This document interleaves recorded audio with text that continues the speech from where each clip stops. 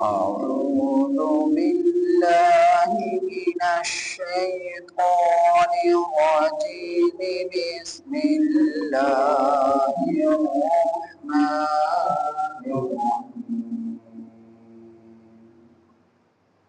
إن الذين لا يؤمنون بالآخرة زينا لهم أعمالهم فهم يعملون أولئك الذين لهم سوء العذاب وهم في الآخرة هم الأخسرون وإنك لتلقى القرآن من لدن حكيم عليم إذ قال موسى لأهله إني آنست نارا سآتيكم منها بخبر أو آتيكم بشهاب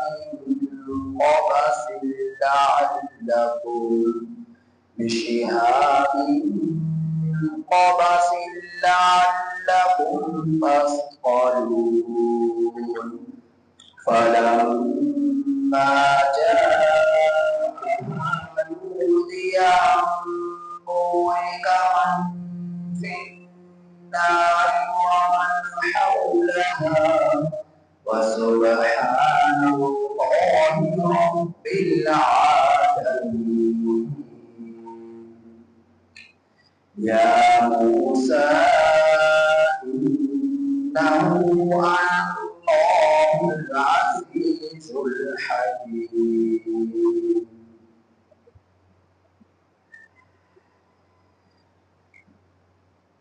یہ سورہ نمل آیت نمبر 4-9 آپ حضرات کے سامنے تلاوت ہوئی۔ ان آیات کریمہ کا ترجمہ یہ ہے، ان الذین بے شک وہ لوگ لا یؤمنون جو ایمان نہیں لاتے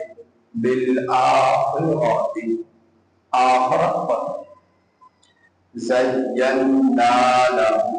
ہم نے مزین کیا ان لوگوں کے لیے اعمالہم ان کے اعمال کو، فہم یعملون بس وہ سرگرداں ہوتے ہیں، اولئک الذین لہم یہی لوگ ہیں کہ ان کے لیے سوء العذاب برا عذاب ہے، وَهُمْ فِي الْآخِرَةِ اور وہ لوگ آخرت میں ہم الاخسرون بہت زیادہ نقصان اٹھانے والے ہیں، وَإِنَّكَ لَتُلَقَّى الْقُرْآنَ اور بے شک آپ کو البتہ دیا گیا ہے قرآن کریم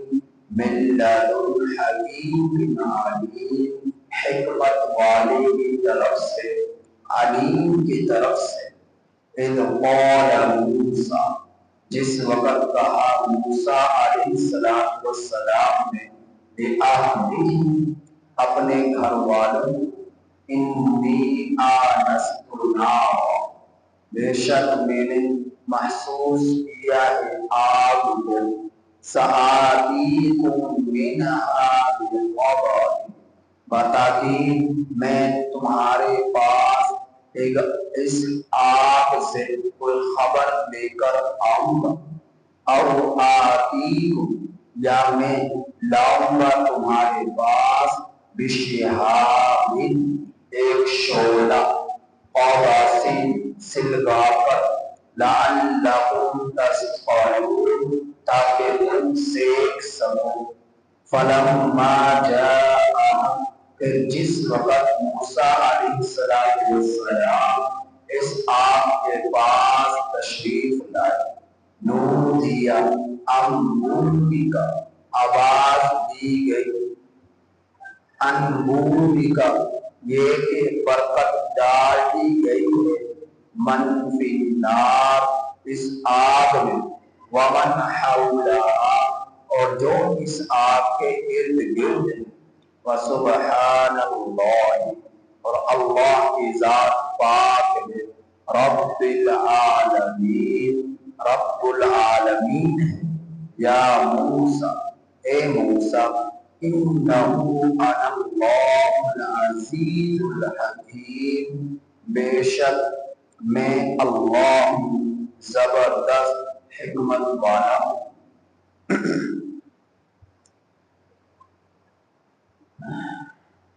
سورہ نمل کی آیات کریمہ کی تفسیر چل رہی ہے۔ اس سے پہلے آپ نے ایمان والوں کی صفات کو سنا کہ ایمان والے لوگ ہیں کہ جو نماز کو قائم رکھتے ہیں اور زکوٰۃ کو ادا کرتے ہیں اور آخرت پر یقین رکھتے ہیں۔ اس کے برعکس وہ لوگ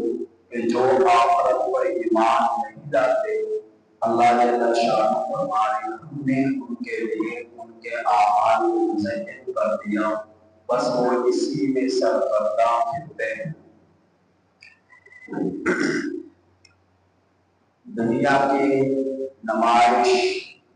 نشو و نما، زیب و زینت کو دیکھ کر اسی کے اندر مست ہیں، اور وہ کیا کر رہے ہیں، کیا سفید کیا سیاہ، انہیں اس چیز کی کوئی فکر نہیں، دنیا کا زندگی میں مست ہیں اور اپنی دنیا کی زندگی کی مستی میں وہ سرگرداں ہوتے ہیں، مرنے کی کوئی تیاری نہیں، موت کی کوئی فکر نہیں، آخرت کی کوئی فکر نہیں کہ ایک دن اللہ کے سامنے کھڑا ہونا ہے۔ فرمایا میرے رب نے یہ وہ لوگ ہیں کہ ان کے لیے برا عذاب ہے اور آخرت میں یہ بہت زیادہ نقصان اٹھانے والے ہیں، چونکہ دنیا کے اندر اپنے لوگ کو راضی نہیں کیا اور آخرت کو بھلا دیا، آخرت کی تیاریوں کو کرنا کی، تو دنیا کی زندگی میں دنیا کی چیزوں کو حاصل کرنے کی طرف وہ جنت میں دوڑے کرتی رہی۔ اس نے نہ حلال کو دیکھا نہ حرام کو دیکھا، نہ رب کے احکامات کو دیکھا، نہ نبی کی زندگی کو دیکھا، نہ قرآن کے مطابق زندگی بسر کی، نہ نبی کی زندگی کے مطابق اتباع میں زندگی گزاری، تو ایسے شخص کے لیے نقصان بہت بڑا ہے، جس کا ہر جانا اسے آخرت میں بھگتنا پڑے گا۔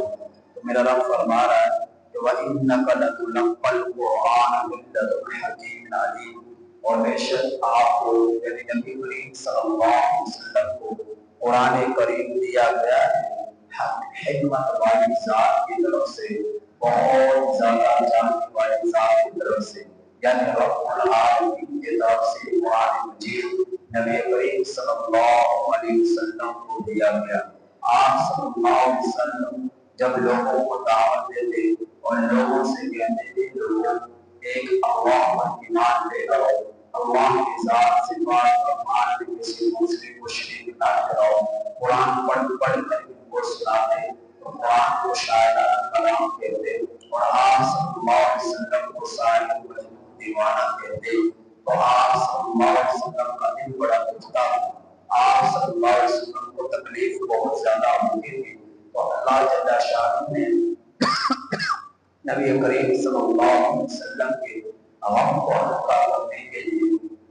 تکلیف کو ختم کرنے کے لیے آپ صلی اللہ علیہ وسلم کے لیے گزشتہ قوموں کے واقعات کو برداشت کیا فرمائے تاکہ عوام کچھ ہلکا ہو جائے، تکلیف کچھ کم ہو جائے۔ تو انہیں گزشتہ قوموں کے حالات سے یہاں پر حضرت موسیٰ کلیم اللہ علیہ السلام کا ذکر فرمائے۔ پیچھے سورۃ شعراء گزری، سورۃ شعراء کے شروع میں حضرت موسیٰ علیہ السلام کا واقعہ ہے، یہاں پھر میرے رب نے اسی واقعے کو دوبارہ دہرایا۔ حضرت موسیٰ علیہ السلام کے بارے میں فرمایا اذ قال موسیٰ لقومه انی آنست نارا، جس وقت کہا موسیٰ علیہ السلام نے اپنے گھر والوں کو بے شک میں نے آگ کو محسوس کیا ہے، ہوا کچھ یوں تھا، حضرت موسیٰ علیہ السلام مصر سے ہجرت کر مدین کی طرف آ گئے۔ مدین حضرت شعیب علیہ السلام جو اللہ کے پیغمبر تھے ان کا علاقہ تھا، اور آپ بڑھاپے کو پہنچ چکے تھے۔ آپ کی بیٹی کوئی نہ تھی، آپ کا بیٹا کوئی نہ تھا، بیٹیاں دو تھیں۔ بڑی بیٹی کا نام سپورہ تھا۔ حضرت موسیٰ علیہ السلام جب مدین میں تشریف لائے، حضرت شعیب علیہ السلام کی بڑی بیٹی سپورہ سے حضرت موسیٰ علیہ السلام کا نکاح ہو گیا، اور آپ علیہ السلام نے 10 سال مدین میں گزارے۔ حضرت شعیب علیہ السلام کی خدمت کرتے رہے، تو یہاں تک کہ 10 سال کے بعد حضرت موسیٰ علیہ السلام نے اجازت چاہی مصر جانے کی کہ میں وہاں کے حالات کو دیکھتا ہوں کیسے ہیں، اگر حالات وہاں کے سازگار ہوئے، بہتر ہوئے تو کچھ دن گزارنے کے بعد دوبارہ مدین میں تشریف لے آؤں گا۔ حضرت شعیب علیہ السلام نے آپ کو اجازت دے دی اور آپ کو کچھ بکریاں دے دی تاکہ سفر 8-10 دنوں کا مسلسل مدین سے چلے مصر کی طرف، تو 8 سے 10 دن کا یہ سفر ہے۔ تو چونکہ ایک لمبا زمانہ حضرت موسیٰ علیہ السلام کو آگے گزر گیا تھا، تو راستے بھی اتنے زیادہ یاد نہ تھے، تو آپ علیہ السلام کے ساتھ بکریاں بھی کچھ تھی تاکہ راستے میں بھوک لگے تو بھوک وغیرہ دے کر گزارا کر لیں، اور آپ کے ساتھ آپ کی لڑکیاں سپورہ بھی تھی، اور آپ کے ساتھ آپ کا ایک بچہ بھی تھا، اور ساتھ میں ایک خادم بھی تھا۔ تو یہ تقریباً 4 افراد پر مشتمل اور بکریوں کے لیبر پر مشتمل یہ قافلہ مصر کی طرف روانہ ہوتا ہے۔ جس وقت یہ چلتے وادی طویٰ پہنچتے ہیں تو میرے رب نے